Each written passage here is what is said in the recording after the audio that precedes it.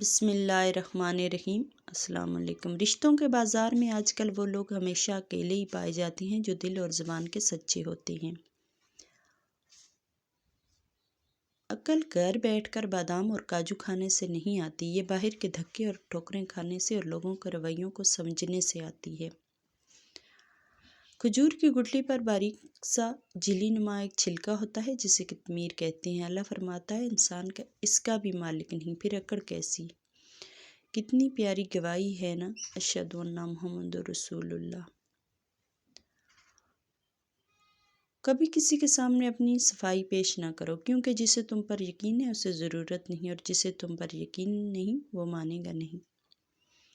جو گالی تم غصے میں یا مذاق میں دیتے ہو وہ تمہاری قبر کے لیے ایک بچھو بن جاتا ہے۔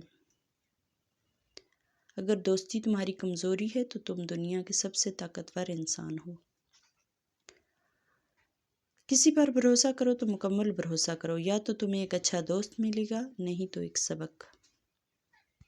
سننے والا سن کر، دیکھنے والا دیکھ کر اور سہنے والا سہ کر جب خاموش ہو جائے تو سمجھ لینا کہ اب اس کا معاملہ اللہ کی عدالت میں پہنچ گیا ہے۔ اگر تم بادشاہ ہو تب بھی اپنے والد اور استاد کی تعظیم کے لیے کھڑے ہو جاؤ۔ اگر انسان کو تکبر کے بارے میں اللہ کی ناراضگی اور سزا کا علم ہو جائے تو بندہ صرف فقیروں اور غریبوں سے ملے اور مٹی پر بیٹھا کرے۔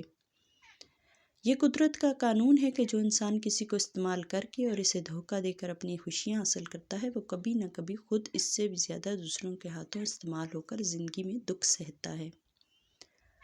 اپنے خلاف باتیں خاموشی سے سنتا ہوں، جواب دینے کا حق وقت کو دے رکھا ہے۔ ان لوگوں سے مت ڈرو جو اپنا بدلہ لینا جانتے ہوں، ہمیشہ ان لوگوں سے ڈرو جو اپنا معاملہ اللہ پر چھوڑ دینے والے ہوں۔ حیرت ہوتی ہے ان لوگوں پر جو سمجھتے ہیں کہ وہ چاہے ہمارے ساتھ جیسا بھی سلوک کریں، جتنی دفعہ ہمیں روند کر ہماری زندگی سے چلے جائیں، لیکن جب وہ واپس آئیں گے تو ہم گلدستہ لے کر ان کے منتظر کھڑے ہوں گے۔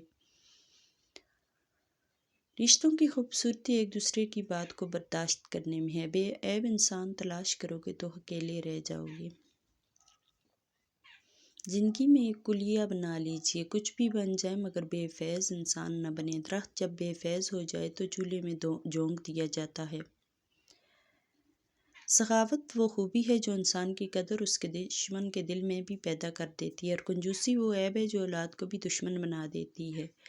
پرندے اپنے پاؤں اور انسان اپنی زبان کی وجہ سے جال میں پھنستے ہیں۔ گفتگو میں نرمی اختیار کرو، لہجوں کا اثر الفاظ سے زیادہ ہوتا ہے۔ معافی مانگنا یہ ظاہر نہیں کرتا کہ آپ غلط اور دوسرے صحیح ہیں، بلکہ یہ ظاہر کرتا ہے کہ آپ کے رشتے کی اہمیت آپ کی انا سے بڑھ کر ہے۔ نصیحت وہ سچی بات ہے جسے ہم کبھی غور سے نہیں سنتے، اور خوشامد ایک بدترین دھوکہ ہے جسے ہم پوری توجہ سے سنتے ہیں۔ دھوکہ کھانے والوں کو تو وقت کے ساتھ ساتھ سکون مل جاتا ہے، لیکن دھوکہ دینے والوں کو کبھی سکون نہیں ملتا۔ اور ویورز، اگر آپ کو میری ویڈیو اچھی لگیں تو پلیز ان کو لائک اور سبسکرائب ضرور کیجیے۔